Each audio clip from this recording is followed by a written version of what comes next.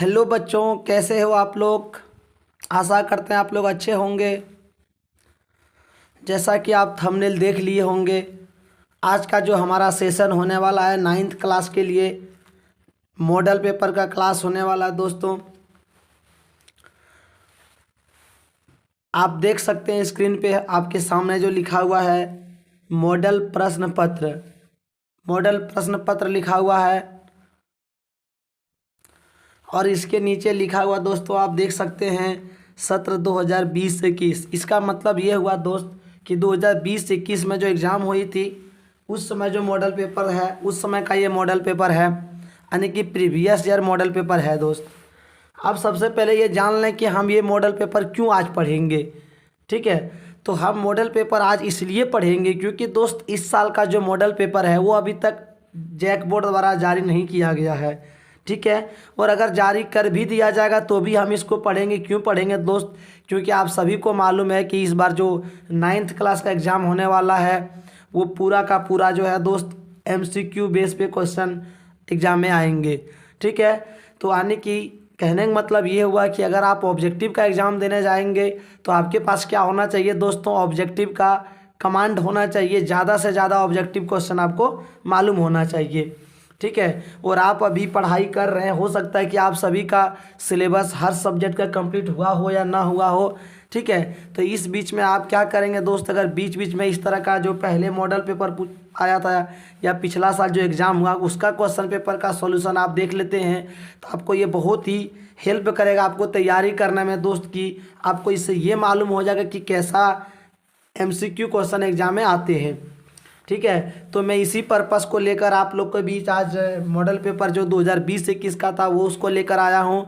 इसके बाद हम और भी ये सेट 1 है, सेट 2, सेट 3 जो था 2020 का उसको लाएंगे दोस्त आप लोग के बीच में। फिर 21 का, फिर 22 का, आने की आज तक जितना भी मॉडल पेपर ऑब्जेक्टिव में झारखंड बोर्ड द्वारा जारी किया गया वो सारा आपको हम सॉल्व करके दिखाएंगे दोस्त।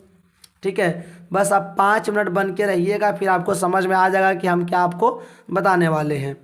ठीक है, चलिए देखते हैं आज का पहला प्रश्न हमारे पास है दोस्त। आज का जो पहला प्रश्न है कि दूध है। ठीक है, अब दूध जो है दोस्त वो क्या है?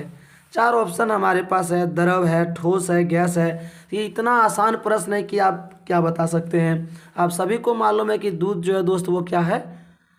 सॉरी, दूध जो है द्रव है। अब जो अगला प्रश्न है बच्चों वो देखेंगे।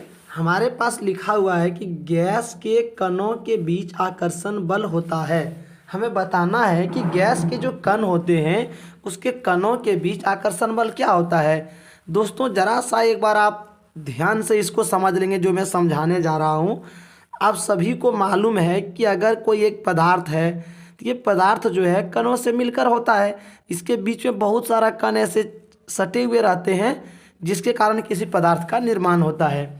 ठीक है, और हम लोग पढ़े भी होंगे कि पदार्थ जो है कणों से मिलकर बना होता है। कणों का आकार बहुत ही छोटा होता है, इतने छोटा होता है कि इसको हम इमेज भी नहीं कर सकते हैं। ठीक है, अब ज़रा समझिएगा दोस्तों कि हम ये तो जान गए कि पदार्थ जो है कणों से मिलकर बना होता है। पदार्थ जो है वो 3 प्रकार के होते हैं, ठोस, द्रव और गैस। ठीक है, अब सवाल होता है कि ठोस, द्रव, गैस बना कैसे? तो दोस्तों, जिन कणों के बीच में, ठीक है, जिन पदार्थ के बीच में कणों का जो है कणों के बीच में स्पेस अधिक रहता है दोस्त वो गैस हो जाता है। और उससे जो थोड़ा सा मतलब कम स्पेस का रहता है वो द्रव बन जाता है। ठीक है, और जिनके पदार्थों के कणों के बीच में कम से कम स्पेस रहे वो क्या हो जाता है? ठोस हो जाता है। ठीक है, अब देखिएगा हमने अभी क्या बोला कि जिन पदार्थ में कणों के बीच स्पेस अधिक रहेगा, जिसमें सबसे अधिक रहेगा वो क्या होता है? गैस होता है। इसीलिए आप सुने होंगे कि अगर 5 kg के सिलेंडर में आप 10 kg गैस, 5 kg के सिलेंडर में 1 kg गैस भर देंगे तो वो गैस कहीं जगह नीचे बैठती नहीं है, पूरे सिलेंडर में क्या होती है दोस्त? फैल जाती है। ठीक है, क्यों फैल जाती है? क्योंकि गैस के जो कण होते हैं काफ़ी दूर दूर में होते हैं। ठीक है, तो अब यहाँ पे प्रश्न हमारा था कि गैस के कणों के बीच आकर्षण बल होता है, तो आकर्षण बल अधिक होता है, कम होता है, अत्यधिक होता है? तो हमने आपको क्या बताया कि इसके कणों के बीच आकर्षण बल बहुत अधिक होता है। तो इस प्रकार आपका जो सही आंसर हो जाएगा दोस्त वो क्या हो जाएगा? Option number 3। ठीक है, चलिए दोस्त, ये क्वेश्चन आपको बहुत अच्छे से समझ में आ गया होगा। अब देखिए अगला प्रश्न को हम समझते हैं। ठीक है दोस्त, विज्ञान का जो पूरा मीनिंग होता है विशेष ज्ञान, मतलब ये कि अगर हम इसको पढ़ें हमें कुछ न कुछ विशेष ज्ञान हमें मिलना चाहिए, और अगर हमें कोई विशेष ज्ञान नहीं मिल रहा तो हम इसको क्यों पढ़ें। ठीक है, चलिए तो अभी तक हमने 2 प्रश्न में आपको प्रयास किया अच्छे से बताने का। अब तीसरा प्रश्न को देखते हैं। बोलता है कि बर्फ का एक टुकड़ा जल की सतह पर तैरते रहता है। अब आपने सुना होगा, आपके बुक में क्वेश्चन भी होगा कि बर्फ का टुकड़ा जल पर क्यों तैरती है। ठीक है, तो अब यहाँ बोला है कि बर्फ का टुकड़ा जो जल की सतह पर तैरती है, क्यों? क्योंकि यह जल से भारी होता है। क्या बर्फ जो है वो जल से भारी होता है इसलिए तैरता है? या क्या बर्फ और जल का घनत्व तो समान होता है इसलिए तैरता है? या बर्फ जो है जल से हल्का होता है इसलिए तैरता है? या बर्फ का घनत्व तो जल से अधिक होता है? ठीक है, हम आपको याद दिला देते हैं एक बार अच्छे से इसको कि आखिर कोई भी पदार्थ तैरती कब है और डूबती कब है। ठीक है, हम लोग जानते हैं कि जिस पदार्थ का घनत्व क्या होगा, जिस पदार्थ का घनत्व क्या होगा दोस्त, ये क्या होगा? कम होगा। किससे कम होगा दोस्त? जिस पदार्थ का घनत्व कम होगा, किससे कम होगा? जल से। इससे अगर घनत्व कम होगा तो वो क्या करती है? जल पर तैरती है। जल से जिसका घनत्व कम होगा वो क्या करेगी दोस्त? जल पे तैरेगी। अब यहाँ बोल रहा है कि बर्फ का टुकड़ा जो है जल की सतह पर क्यों तैरता है? क्योंकि बर्फ का घनत्व क्या होता होगा? कम होता होगा। लेकिन दोस्त यहाँ पर जो हमारे सामने ऑप्शन है चारों, इसको देखिएगा, इसमें वो ऑप्शन है ही नहीं। यहाँ पे देखिए, ये जल से भारी होता है तो बर्फ और जल का घनत्व समान होता है। ठीक है, तो बर्फ का घनत्व जल से अधिक होता है। तो बताइए, अगर घनत्व अधिक हो जाएगा तो बर्फ क्या हो जाएगा? पानी में डूब जाएगा, क्योंकि हमने बताया कि बर्फ जिसका घनत्व कम है वो पानी में तैरती है। ठीक है, तो इसका जो आंसर हो जाएगा वो तीसरा वाला हो जाएगा कि बर्फ जो है जल से हल्का होता है। हल्का होने का मतलब है उसका घनत्व क्या होता है? वो कम होता है।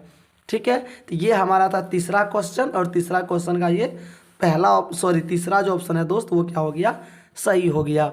अब हम लोग चौथा प्रश्न पे आते हैं। ठीक है, गर्म करने पर गैस का आयतन क्या होता है? अगर हम एक गैस को गर्म कर देंगे और अधिक तो वो क्या होगा? उसका आयतन बढ़ जाएगा, घट जाएगा, या अपरिवर्तित होगा, मतलब ना बढ़ेगा ना घटेगा, और क्या होगा? इनमें से कोई नहीं। तो इसका जो आंसर होगा दोस्त वो क्या होगा कि गर्म करने पर आयतन क्या हो जाता है? इसका बढ़ जाता है, यानी कि इसका पहला ऑप्शन सही होगा। अगला जो प्रश्न है दोस्त उसको समझते हैं हम लोग अच्छे से। अगला प्रश्न है कि निम्नलिखित में कौन कपड़ा गर्मियों के समय में अधिक आरामदेह होता है? मतलब वो कौन सा कपड़ा है जो गर्मी में क्या होगा दोस्त? ज़्यादा आराम देगा हमको। तो आप सभी जानते होंगे, देखे भी होंगे बचपन से गांव घर में कि गर्मियों के दिन में आदमी जो है सूती कपड़ा पहनना ज़्यादा पसंद करता है। क्यों? क्योंकि सूती कपड़ा क्या करते हैं दोस्त? ज़्यादा आराम देते हैं, पसीना को अधिक सोखते हैं। ठीक है, तो इसका जो तीसरा ऑप्शन जो है दोस्त वो सही हो जाएगा। चलिए अब नेक्स्ट क्वेश्चन को देखते हैं। अब जो हमारे पास छठा प्रश्न है दोस्त कि प्रोटॉन कौन कण है? प्रोटॉन जो है वो कैसा है? ठीक है, तो प्रोटॉन ऋणावेश है, धनावेशित होते हैं, या आवेशहीन होते हैं। ठीक है, तो प्रोटॉन जो है दोस्त हम लोग पढ़े हैं कि इलेक्ट्रॉन पर माइनस चार्ज होता है और प्रोटॉन पर प्लस चार्ज होता है। इसका जो आंसर हो जाएगा वो सेकेंड वाला सही हो जाएगा। इसके बाद जो है दोस्त कि परमाणु भार बराबर होता है। परमाणु भार बोलने का मतलब हुआ दोस्त परमाणु द्रव्यमान, एटॉमिक मास।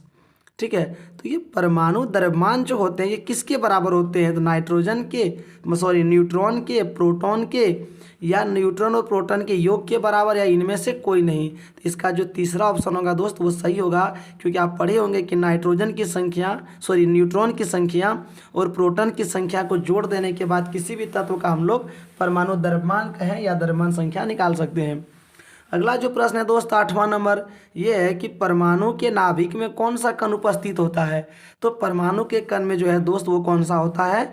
प्रोटॉन और न्यूट्रॉन होता है। आप सब पढ़े होंगे, ठीक है, कि जो नाभिक है उसमें प्रोटॉन और न्यूट्रॉन ये अंदर में होते हैं, प्रोटॉन और न्यूट्रॉन, और इलेक्ट्रॉन जो होते हैं दोस्त वो क्या होते हैं? बाहर में चारों ओर चक्कर लगाते हैं ऐसे करके। तो हमारे पास यहाँ प्रश्न था कि परमाणु के नाभिक में कौन सा कण होते हैं? परमाणु के नाभिक में क्या होते हैं? प्रोटॉन और न्यूट्रॉन। ठीक है। इसके बाद जो प्रश्न है दोस्त, इनमें कौन अक्रिय गैस है, मतलब इसमें कौन सा गैस है जो किसी से अभिक्रिया नहीं करती है। ठीक है, इसका जो सही आंसर होगा दोस्तों वो सेकंड ऑप्शन सही हो जाएगा आपका, नियॉन। इसके बाद जो दोस्त है कि केनाल किरणें किसका किरण पुंज है, तो केनाल किरणें जो दोस्त वो किसका है, अल्फा कण का किरण पुंज है, किरणों का समूह है। आगे अब है कि एक तत्व के समस्थानिक होते हैं। समस्थानिक में क्या होते हैं दोस्त, तो समस्थानिक में क्या होते हैं कि समस्थानिक में मतलब परमाणु संख्या सेम रहते हैं और परमाणु द्रव्यमान क्या हो जाते हैं, अलग हो जाते हैं। आपको मालूम होगा कि परमाणु द्रव्यमान बराबर क्या होता है कि न्यूट्रॉन की संख्या प्रोटॉन की संख्या को जोड़ देंगे तो क्या बन जाता है, परमाणु द्रव्यमान बन जाता है, द्रव्यमान संख्या बन जाता है। अब क्या होता है कि कभी कभी किसी एलिमेंट में ऐसा होता है कि प्रोटॉन की संख्या तो सेम रहता है लेकिन न्यूट्रॉन की संख्या अलग अलग भी हो सकता है, और उस कंडीशन में क्या द्रव्यमान संख्या बढ़ जाता है, तो उसी को क्या कहते हैं, समस्थानिक कहते हैं। ठीक है, तो हमारा यहाँ प्रश्न था कि समस्थानिक जो होते हैं उसका क्या होता है, परमाणु संख्या समान, परमाणु संख्या अलग होगा। ठीक है, इसका परमाणु संख्या क्या होता है, समान होता है, द्रव्यमान संख्या इसका क्या होता है, अलग होता है। आगे है सोडियम का सही इलेक्ट्रॉनिक विन्यास क्या होगा। सोडियम जो है दोस्त उसका जो इंडिकेटर होता है वो Na होता है, Na से इसको डिनोट किया जाता है। ठीक है, अब आगे क्या होता है कि सोडियम का परमाणु संख्या 11 होता है, और क्या होता है कि इसके इलेक्ट्रॉन जो है 3 कक्षा में चक्कर लगाते हैं। पहला कक्षा का पावर होता है 2 इलेक्ट्रॉन रखने का, सेकेंड वाला का कितना होता है पावर, 8 इलेक्ट्रॉन रखने का। तो अब यहाँ पे 11 को हमको बोला विन्यास करना है, 11 को विन्यास करेंगे तो फर्स्ट वाला में 2 हमने दे दिया, तो सेकंड वाला में कितना 8 दे दिया, तो 8 और 2 10 हो गया। अब जो लास्ट वाला बचा रह गया दोस्त, कितना बचा रह गया, 1 बचा रह गया, यानी कि जो सोडियम है उसका इलेक्ट्रॉनिक विन्यास क्या हो जाएगा, 2 8 1 हो जाएगा। इसका ऑप्शन नंबर 4 सही। आगे है किसी तत्व के परमाणु में 18 न्यूट्रॉन है। कोई तत्व है दोस्त उसका परमाणु में कितना न्यूट्रॉन है, 18, और 17 प्रोटॉन है, तो इसका परमाणु द्रव्यमान क्या होगा। हमने जस्ट आपको बताया कि जब परमाणु द्रव्यमान निकालते हैं तो प्रोटॉन की संख्या न्यूट्रॉन की संख्या दोनों को क्या करते हैं, जोड़ देते हैं। तो 18 और 17 को जोड़ेंगे तो कितना हो जाएगा, इसका 35 हो जाएगा, यानी कि इसका पहला ऑप्शन सही हो जाएगा आपका। अब जो हमारे पास अगला प्रश्न है दोस्त, इसको देखते हैं हम लोग बड़ा मजे के साथ अभी। ठीक है, अगर देखिए प्रश्न है कि यदि किसी वस्तु का विस्थापन शून्य है, एक वस्तु है दोस्त उसका विस्थापन क्या है, शून्य है, तो उस वस्तु द्वारा तय की गई दूरी क्या होगी। आप जरा समझिएगा ध्यान से मेरा बात को, विस्थापन क्या होता है। मान लेते हैं आपने यहाँ से चलना शुरू किया, आपने कहाँ से चलना शुरू किया, यहाँ पे, यानी कि अपना घर से चलना शुरू किया, और आप जो है दोस्त यहाँ पे घूमते घूमते चल गए चटपटी खाने के लिए। क्या खाने चल गए आप, चटपटी खाने यहाँ पहुँच गए। आप सोचिए यहाँ से चलना शुरू किए और चटपटी खाने के लिए या गुपचुप खाने के लिए या रोल खाने के लिए आप गए, तो यहाँ से लेकर यहाँ तक गए, तो यहाँ से लेकर यहाँ तक गए तो क्या हो गया, तो यहाँ से लेकर यहाँ तक आप जब गए तो ये पूरी रास्ते की जो लंबाई थी दोस्त वो दूरी कहलाता है। ठीक है, और यहाँ से चलना शुरू किया और जहाँ पहुँचा उसके बीच की शॉर्टकट दूरी जो है, न्यूनतम दूरी, कम से कम दूरी, वो क्या कहलाता है दोस्त, विस्थापन कहलाता है। ठीक है, अब आप समझिएगा जरा ध्यान से, हम कहना क्या चाह रहे हैं आपको। अब इसका कहना है कि अगर किसी वस्तु का विस्थापन शून्य है, विस्थापन शून्य है का मतलब हुआ कि जहाँ से उसने चलना शुरू किया फिर वापस वहीं पहुँच गया अपना घर। ठीक है, और जब कोई व्यक्ति जहाँ से चलना शुरू करे फिर वापस वहीं पहुँच जाए तो उस समय उसका विस्थापन क्या होता है दोस्त, 0 हो जाता है, और दूरी जितना था उसको 2 बार जोड़ देंगे। तो आप बताइए अगर किसी का विस्थापन 0 हो गया इसका मतलब उसने क्या किया, तो उसका द्वारा तय की गई दूरी क्या हुआ, तो वापस उसी जगह पे आया तब ना उसका विस्थापन 0 हुआ। इसका मतलब दूरी उसका क्या हो जाएगा, तब दूरी उसका जो है दोस्त वो क्या हो जाएगा। तो हमने अभी क्या कहा दोस्त, एक बार फिर से समझ लेते हैं कि अगर यहाँ से यहाँ गया फिर वापस आया तो दूरी यहाँ पे तब विस्थापन 0 हुआ, और जब विस्थापन 0 हो गया तो दूरी तो डबल हो गया, यानी कि विस्थापन अगर शून्य होगा दूरी शून्य नहीं होगा। ठीक है, इसका ये ऑप्शन गलत है, ऑप्शन इसका ये सही होगा, सेकेंड वाला। अब जो अगला प्रश्न है उसको देखते हैं, ओडोमीटर क्या मापता है। हम लोग देखते हैं दोस्त, हम लोग का गाड़ी में आगे लगा हुआ है एक जो हमको दूरी बताता है कितना दूरी हम तय कर रहे हैं। तो ओडोमीटर क्या मापता है? तो ओडोमीटर दूरी को मापता है। आगे 18 किलोमीटर प्रति घंटा को वेग प्रति मीटर सेकंड में बदलें। अब हमारे पास क्या 18 किलोमीटर प्रति घंटा है, इसको क्या करना बोल रहा है, इसको मीटर प्रति सेकंड में लाइए। तो बिल्कुल ये जी है कि जब किलोमीटर प्रति घंटा को मीटर प्रति सेकंड में लाते हैं तो 5/18 से गुना करते हैं, 18 18 कट जाएगा तो बचेगा क्या 5। ये इसका आंसर हो जाएगा 5 मीटर प्रति सेकंड। ठीक है। इसके बाद जो अगला प्रश्न है दोस्त, किसी विशेष दिशा में कण की चाल को उसका डैश कहते हैं। दोस्तों जब किसी वस्तु की चाल को एक निश्चित दिशा में लिया जाता है तो उसको वेग कहा जाता है। ठीक है, वेग का परिभाषा आप पढ़े होंगे, इकाई समय में निश्चित दिशा में तय की गई दूरी को वेग कहते हैं, वेलोसिटी कहते हैं। आगे है न्यूटन किसका मात्रक है? आप सभी को मालूम है कि न्यूटन तो बल का SI मात्रक है। इसके बाद जो प्रश्न है दोस्त कि न्यूटन का गति का कौन सा नियम बल की परिभाषा देता है? तो पहला गति का जो नियम है वही बल की परिभाषा भी है। ठीक है। इसके बाद है कि ध्वनि तरंगों की चाल सबसे ज़्यादा कब होती है?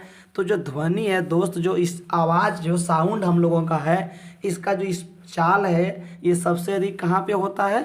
तो ठोस में होता है। अब जो अगला प्रश्न है दोस्त, इसको देखते हैं हम लोग आराम से। हमारा जो अगला प्रश्न है कि श्रव्य ध्वनि का परास होता है। श्रव्य ध्वनि का मतलब हुआ दोस्त वो ध्वनि जिसको हम सुन सकते हैं। तो जिसको हम सुन सकते हैं उसकी जो परास होती है दोस्त वो कितना होती है? 20 हर्ट्ज से 20,000 हर्ट्ज। ठीक है। आगे है कि आवृत्ति n तथा तरंगदैर्घ्य लैम्डा वाले तरंग की चाल v में क्या संबंध है? तो v = n लैम्डा जो है दोस्त वो क्या होता है? इसका फॉर्मूला होता है। इसके बाद जो अगला प्रश्न है दोस्त वो क्या है हमारे पास? तो अगला प्रश्न हमारे पास है कि कार्य का SI मात्रक क्या होगा? तो कार्य का जो SI मात्रक का दोस्त वो क्या होगा? तो जूल होगा। इसके बाद है कि सार्वत्रिक गुरुत्वाकर्षण स्थिरांक G का मान क्या होगा? ये कैपिटल वाला G जो है दोस्त इसका मान क्या होता है? तो 6.67 इंटू 10⁻⁻11 न्यूटन मीटर स्क्वायर प्रति किलोग्राम स्क्वायर। आगे है चार वस्तुएं P, Q, R तथा S के द्रव्यमान क्रमशः 5 kg, 10 kg, 15 kg, 20 kg है। अब बोलता है कि किसका जड़त्व जो है वो क्या होगा? तो सबसे अधिक होगा। मतलब चार वस्तु है और चार वस्तु का क्या हमको अलग अलग द्रव्यमान दिया, बोलता है कि किसका जड़त्व ज़्यादा होगा। तो आप अच्छे से जानते होंगे दोस्त कि जिसका द्रव्यमान ज़्यादा उसका जड़त्व ज़्यादा है, क्योंकि हम लोग पढ़े हैं कि जड़त्व के माप को द्रव्यमान कहते हैं। तो यहाँ पे ज़्यादा द्रव्यमान किसका है? 20 kg। 20 kg किसका? S का है। तो इसका आंसर क्या हो जाएगा? S हो जाएगा। आगे प्रश्न है निम्न में कौन सही है? अब आप गति चैप्टर पढ़े होंगे, गति का फॉर्मूला पढ़े होंगे, v = u + at, s = ut + 1/2 at square, और एक तो है v² - u² = 2as। तो यहाँ पे बोलता है इनमें से कौन सही है? तो आप देख लीजिए यहाँ पे पहला ऑप्शन है v² - u² = 2as। आगे है आत्महत्या का थैला कहलाता है। अब ये आपका बायोलॉजी में आ गया दोस्त।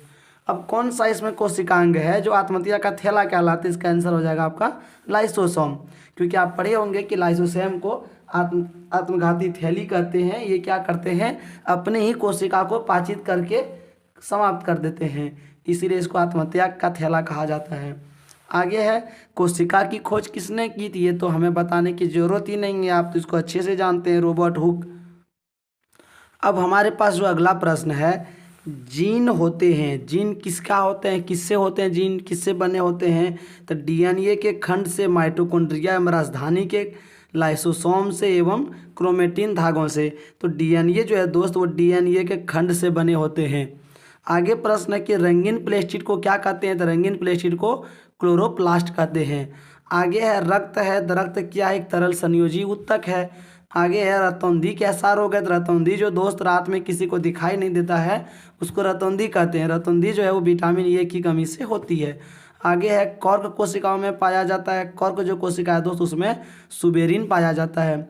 इसके बाद है कि शरीर का सबसे बाहरी और भीतरी रक्षक आवरण बनाते हैं। तो शरीर का जो सबसे बाहरी और भीतरी रक्षक बनाते हैं वो कौन बनाते हैं? एपिथेलियम ऊतक बनाते हैं। ठीक है। आगे है एनीमिया नामक बीमारी किस पोषक तत्व की कमी से होती है? तो एनीमिया जो है दोस्त वो आयरन की कमी से होती है। आगे है एक दीर्घकालिक रोग कौन सा है? दीर्घकालिक रोग वो रोग होता है दोस्त जो लंबे दिनों तक चलती है तो वो हो जाएगा आपका मलेरिया। अब जो हमारा 37 नंबर क्वेश्चन है दोस्त, वायुमंडल में कार्बन डाइऑक्साइड का बढ़ने का क्या कारण है, संबंध किससे है, तो ओजोन परत के अपक्षय का कारण से है। आगे है कि पौधे जिन पदार्थों का संश्लेषण करते हुए क्या कहलाते हैं दोस्त, तो पौधे जो है वो किसका संश्लेषण करते हैं, तो पौधे जो है दोस्त वो आपका कार्बोहाइड्रेट का संश्लेषण करते हैं। आगे है कि मलेरिया का रोग वाहक कौन है सर दोस्त, मलेरिया जो है वो मच्छर के कारण होती है। ठीक है, आगे है वे प्राकृतिक पदार्थ जिनका उपयोग मनुष्य अपने जीवन यापन एवं विकास के लिए करता हुआ क्या कहलाते हैं दोस्त, तो मानव जिन पदार्थों का उपयोग अपने जीवन यापन के लिए करते हैं तो वो उपयोगी पदार्थ होते हैं। ठीक है, अब हमारे पास जो है दोस्त ये 40 नंबर क्वेश्चन कंप्लीट हो गया, 40 क्वेश्चन। ठीक है, हमने पूरा प्रयास किया कि इसमें सारा का सारा आंसर भी सही और अच्छे तरीके से आप लोगों को हम समझा पाएँ।